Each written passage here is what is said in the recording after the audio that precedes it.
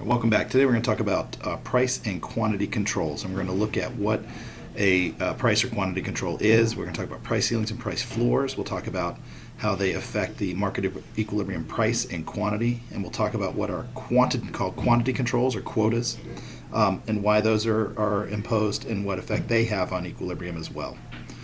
So first, let's just talk briefly about price ceilings and price floors. What is the purpose of a price floor or ceiling? The purpose is to prevent the equilibrium price and quantity from being reached, either from preventing the price from becoming quote-unquote too high or too low. And so when you're thinking through these, and as we go through them, you constantly have to ask yourself the question, what is the purpose of the price control? Is it trying to keep me from getting to where I want to go by preventing me from going up, or is it preventing me from going to where I want to go by being too low? So the first one we're going to look at is a price ceiling. The purpose of a price ceiling is to prevent us from getting up to the equilibrium point. Just like the ceiling in a room prevents us from getting any higher, the price ceiling in a market prevents the price from getting any higher than it already is. And so even though the equilibrium price would be higher than what is being set at the price ceiling, that's the whole point, is to keep us from getting to equilibrium. So if we take a look at this market, we see supply and demand intersect at a price of $3 and a quantity of 10. But we can pretend that a price ceiling is set at 2. Again, the idea here is that 2 is the quote-unquote appropriate price and that the equilibrium price is too high. So we institute this price ceiling, and when we do, there's upward pressure to try and get to the higher price, but the ceiling is there to block us. When that happens, we have to look at how much is being supplied and how much is being demanded at that ceiling price. At $2, what we find is that there are 6 units being supplied and 14 units being demanded, which means that we have a shortage of 8 units. And while there are people in the market who are willing to pay more to get the product, they're legally prevented from doing that. And so you're going to find in this instance at least that there are 8 people that are left out in the cold who can't get what they want because even though they're willing to pay a higher price, the government has determined that that higher price is inappropriate and that you can't go higher. So where do we see these kinds of price ceilings? Most commonly we'll see it in the housing market. And so we find places like New York City or Chicago where it's expensive to live and not everyone can afford an apartment, and so the government will institute a price ceiling so that the price of an apartment will be lower than what the market would have normally established in order to make it affordable for people to live there. So we would see it for this example that if this were the housing market, that the equilibrium price of a apartment would be $600 a month, and that we'd have 50,000 apartments available for rent. But if we presume that the government establishes a rent control and says that you can't charge any more than $500 for an apartment, then what we find is that at that point, at $500, 40,000 units are going to be made available, but 70,000 are going to be demanded, and so we're going to have a shortage of 30,000 apartment units. Now, again, can we get up to the higher equilibrium price? No, it's against the law. So this decision to set a lower price than what the market would normally bear does have some consequences on products. So some of the problems that arise because of price ceilings is that, one, there's an inefficient allocation of resources, meaning that people who are willing to pay more can't, and so we're not at efficiency. We could actually make some people better off without making others worse off. Also, there's just a bunch of wasted resources in the sense that people are fighting for a limited number of apartments, and so you lose work because if you hear an apartment's available, you leave immediately from your office in order to rush to the apartment to try and get it because there's just not enough to go around, and so there's just a lot of people chasing after too few goods. We also find that the quality of the goods is reduced because if you have a $600 apartment but you can only charge $500 for rent, then the general inclination then is towards the owner of the apartment allowing that apartment to become a $500 apartment, meaning they allow it to degrade and lose its quality over time because they can't charge a price commensurate with having a $600 apartment. So because they can only charge for a $500 apartment, that's what you get. And finally, you end up with black markets and illegal activity.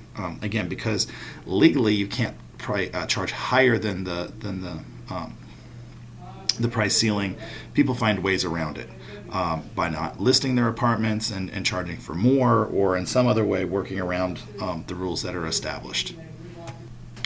The opposite of a price ceiling is what we call a price floor.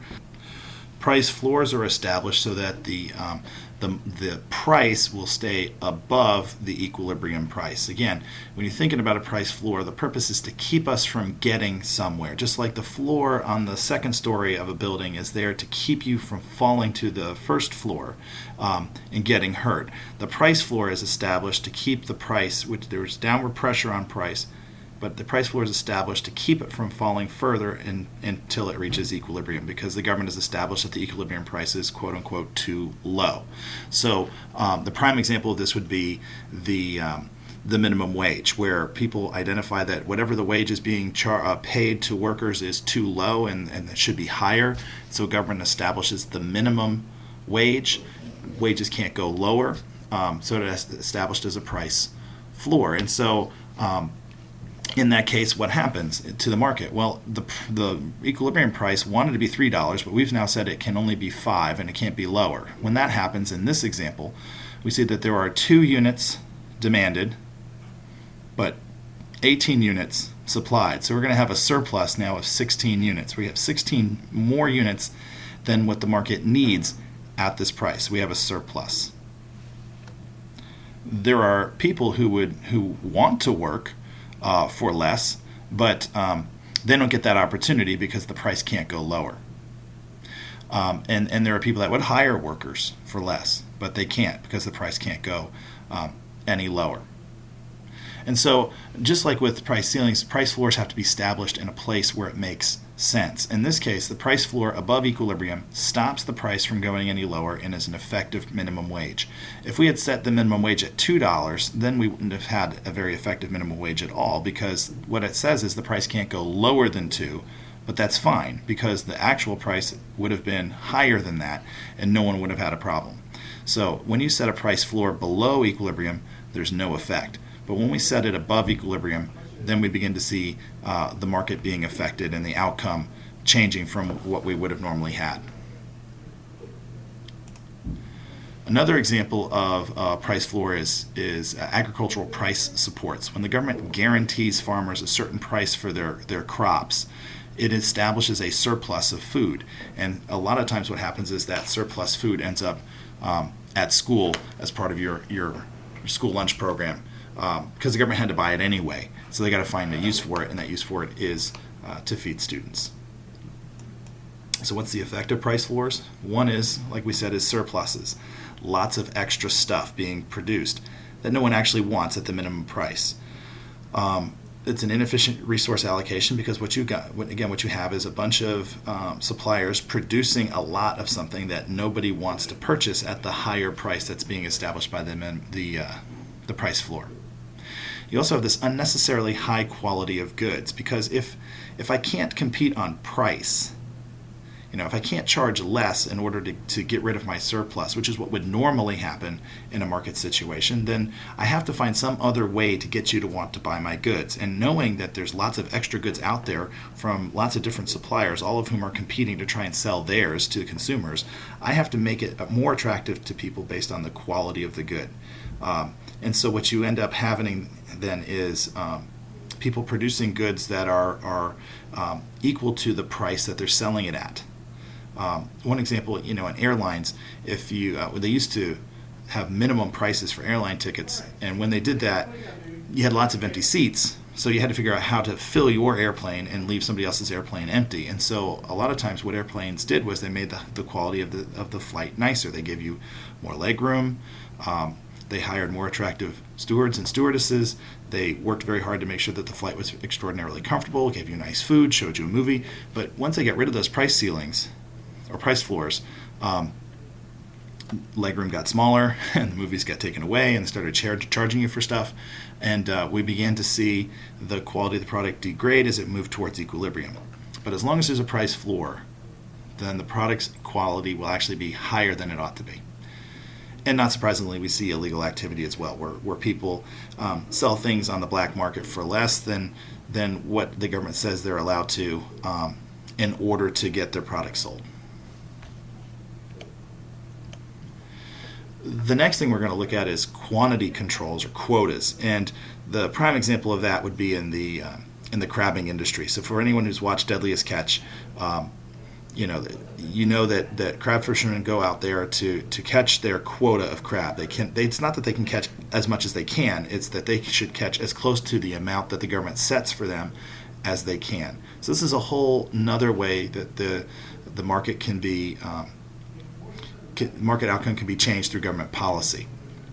So how does a quota work? Well, in this case, for Alaskan king crab, the market would establish 10 million crab at $5 per pound. But the government looks at that and says, well, if we fish 10 million pounds of crab every year, we're going to fish it into extinction, and there's not going to be any crab left over. So we can't afford to let the market go to equilibrium. We have to have some quantity less than what equilibrium would be in order to make sure that the industry remains sustainable. So the government could step in and say there's a quota. You can't catch more than 8 million pounds of crab. That's 2 million less than equilibrium would have, but that 8 million, let's pretend, is a sustainable number. With a quota, we need to look at two things. One is called the supply price. That is, at 8 million crabs, suppliers needed to receive a minimum of $4 per pound in order to produce. The demand price is how much people are willing to pay for 8 million crab, in which case what we're talking about here is people are willing to pay $6.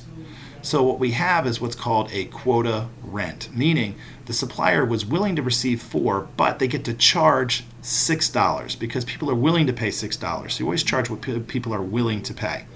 And so that difference, that $2 difference between the demand price at $6 and the supply price at $4 is what we call the quota rent. It's $2 extra that suppliers get to receive that they wouldn't have normally because they can charge the demand price. Another thing to make note of is the fact that because we're not fishing 10 million pounds of crab, we're fishing 8. There's 2 million pounds of crab lost that aren't going to be produced that would have in equilibrium. That loss is what we call dead weight loss. This area of the triangle in which the quota forms one side of it is the value of, in this case, crab that are lost to producers and consumers, because there are folks that would want to eat more, to purchase more, and there are people who want to supply more, but they cannot because of this quota that's established. And so this area in here of dead weight loss is measured as the area of a triangle. It's 1/2 base times height. And if we calculate that amount, we can identify the dollar value of crab that are not being caught. So we've looked at 3 different ways that government affects the market so that we don't reach equilibrium. We looked at price floors and price ceilings, and we've looked at quotas. We're going to have some practice in class, and I will see you then.